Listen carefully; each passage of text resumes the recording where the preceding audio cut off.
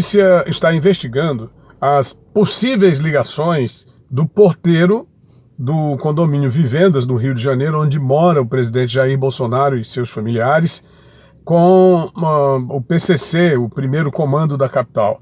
E, a partir daí, uma possível ligação entre as declarações desse porteiro, uma suposta pressão do PCC, o primeiro comando da capital, e o PT, a partir da cadeia e a partir do seu eminente membro, José Dirceu, que está envolto em todas as maracutaias que o partido praticou ao longo de sua existência. É algo assim abominável a gente imaginar que ainda haja braços criminosos a serviço do PT, dessa maneira tão absurda, tentando prejudicar o governo brasileiro e, claro, prejudicar o próprio país, porque não é a questão do governo brasileiro, né?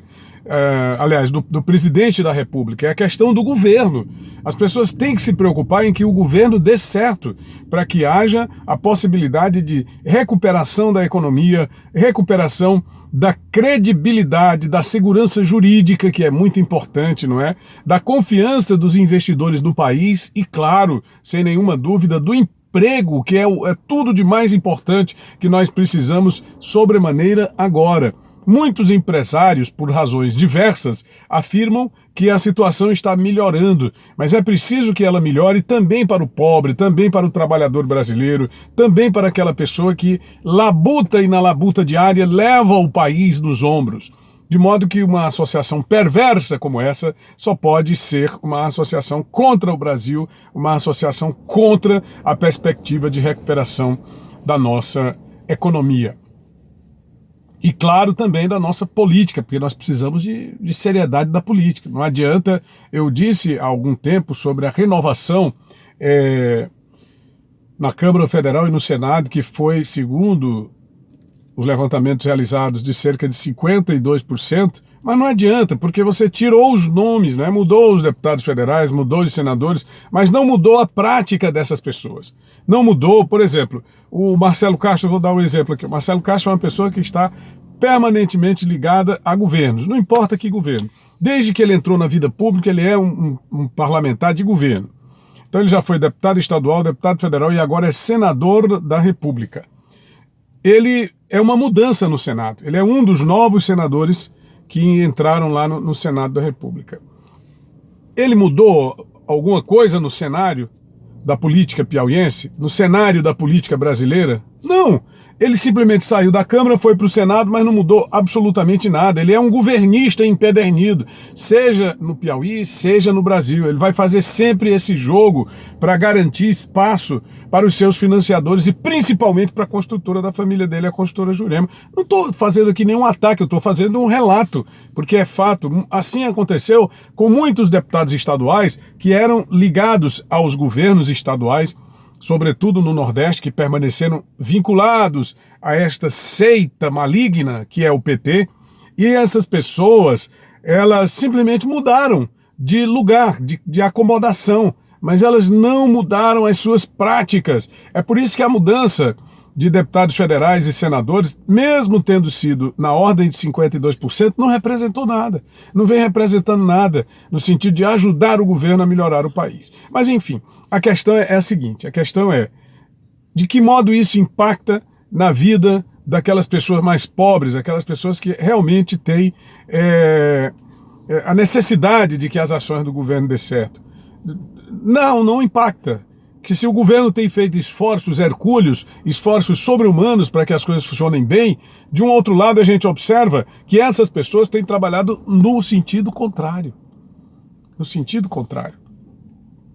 Fortalecendo a desesperança, fortalecendo a insegurança jurídica, fortalecendo a agressão contra a credibilidade das instituições e fortalecendo principalmente o crime. Fortalecendo os criminosos, tanto os de colarinho branco, quanto aqueles que vão para as ruas assaltar para matar, e não se importam absolutamente com o que pode acontecer diante das suas atitudes. O PCC é uma organização de uma gravidade fora do comum. uma gravidade fora do comum. Então, há uma vinculação possível entre o PCC e a pressão que se fez a esse porteiro lá do condomínio Vivendas, onde mora o Bolsonaro, para mentir.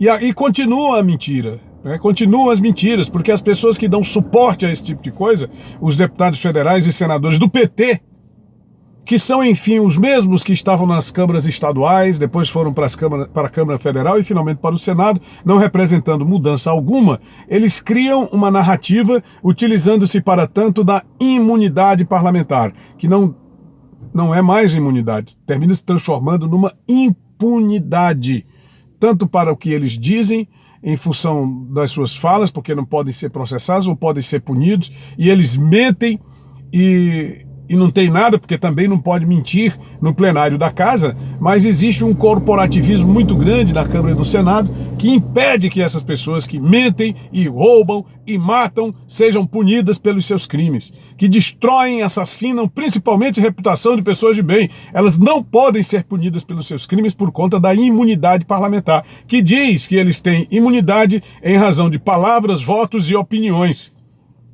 E aí eles se danam a mentir, se danam a fazer discurso em função